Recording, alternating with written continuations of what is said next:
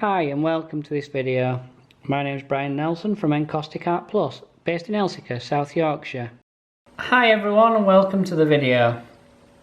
Just a quick reminder of the things you've seen in episodes 1 and 2 of me using the Compact Hotplate, which is this tool here. You've seen me use these rubber brushes. So there's 2 of those in a set.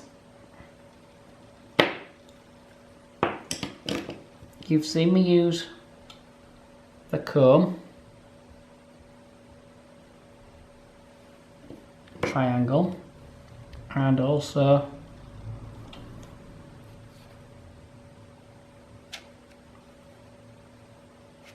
the sponges.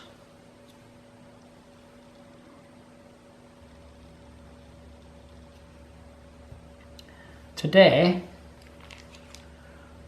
we're going to concentrate on using the Encaustic art brushes. There's 5 brushes in the little pack and come with the instructions. They're a natural hair brush. Okay, I'm going to do some work with those. And also these rubber tipped tools. The price of these you will be able to see on the camera, but they probably will alter. I'll do a demonstration of how to do some bamboo, I think. So literally they come in like a plastic box with a bit of card in the back. Slide the card and you've got access to your tools. So nice little tray to keep them in actually. Okay. Take a bit of clear beeswax and apply it to the Compact Hotplate. This one's already been plugged in.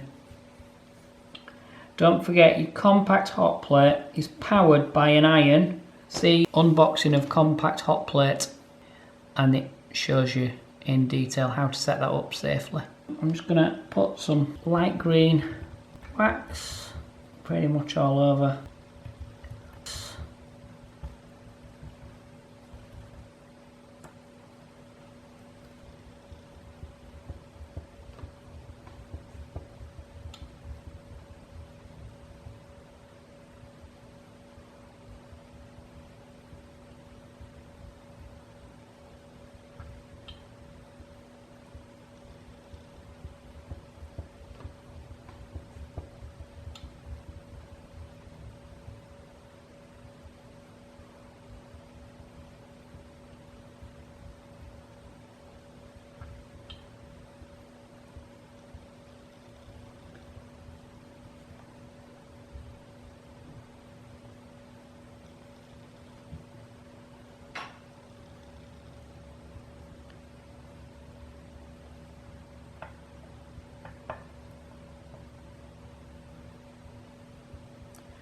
Those edge markings will just add to the effect of the overall image when we've done.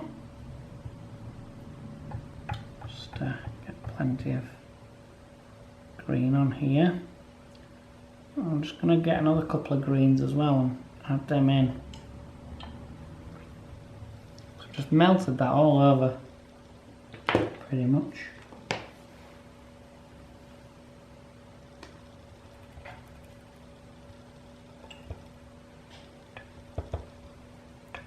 This time I'm just like riddling the blocks around and just adding bits more green to the background.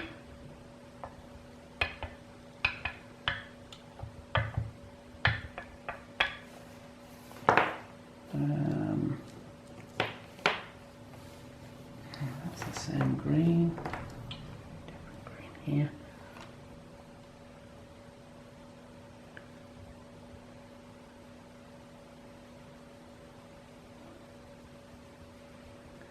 Making sure I've got plenty of wax on the background.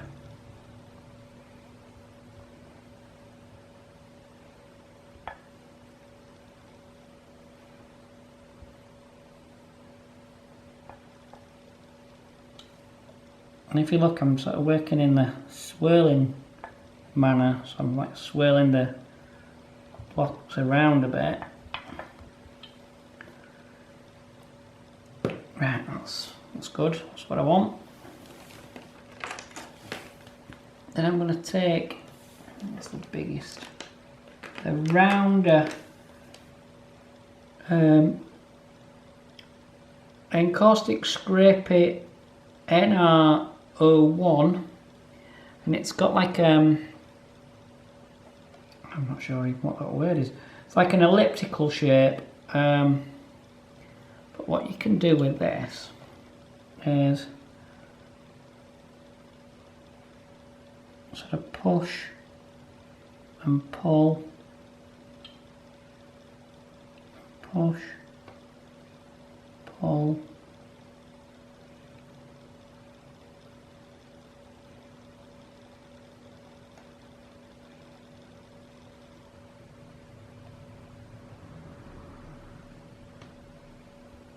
you'll see it looks quite like bamboo by doing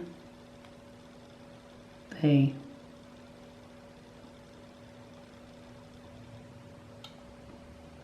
pieces at different lengths. You'll see looks quite effective.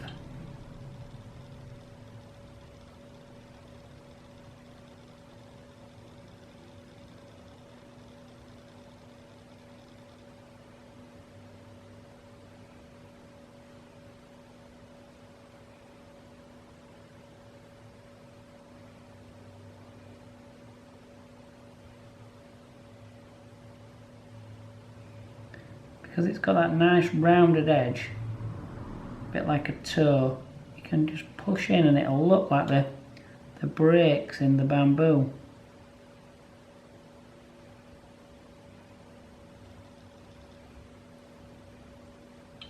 You can run the edge.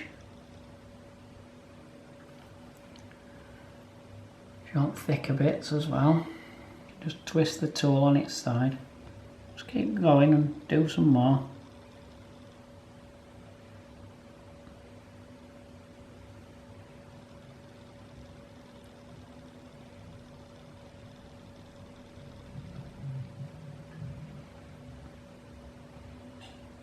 I've done many pictures over the years containing the bamboo looking imagery, and people do really tend to like it.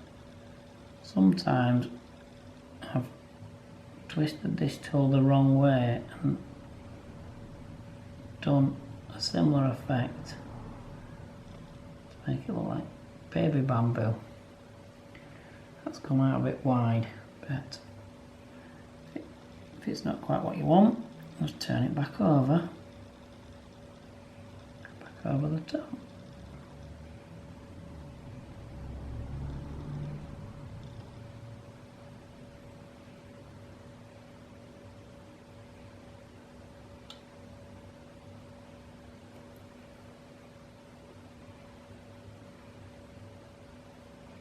Just going to clean up the tool, just warm it up basically on the edge of the hot plate, just taking a bit of the green off, that's all. It's building up a bit, and I'm just going to rub it around with my fingernail. Just cleans it up a little bit, and we'll just carry on.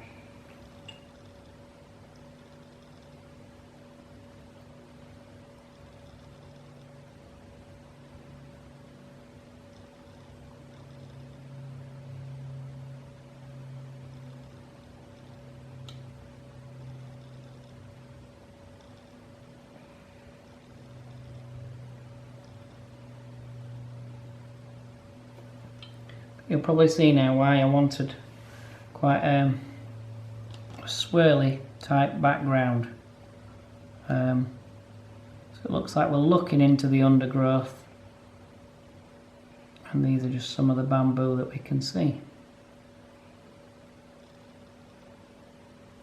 And if you want, you can twist the tool round, and you can use it to just put little representations of growth bits on the sides, of a few of the stems.